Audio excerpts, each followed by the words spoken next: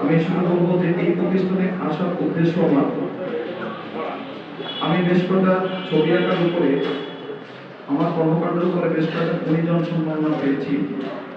তখন মনে করেছি যে গুণীজন সম্মাননা পেয়েছি, সবকিছুর বিনিময়ে ছিল টাকা বা অর্থ, কিন্তু আসলে আমি গুণীজন সম্মাননা পেয়েছি এটাকে অর্থের সাথে সবকিছুরই সম্পৃক্ততা রয়েছে।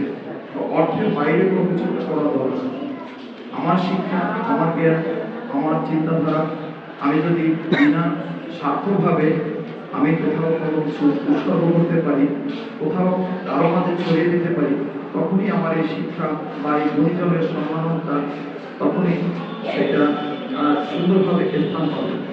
এমন কথা চিন্তা করে আমি দীর্ঘদিন প্রতিষ্ঠান আছে খুলনাতে বা কোথায় পাওয়া সম্ভব।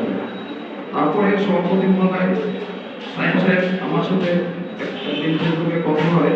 তারপরে এখানে এসেছি, আমি একটি বছর অতিক্রম করে এই দ্বিতীয় বছরে এসে আবারও ষষ্ঠ প্রতিষ্ঠা বার্ষিকীতে আবারও নিজে কথা বলতে পারছি বা কথা বলা শুরু করে দিয়েছি।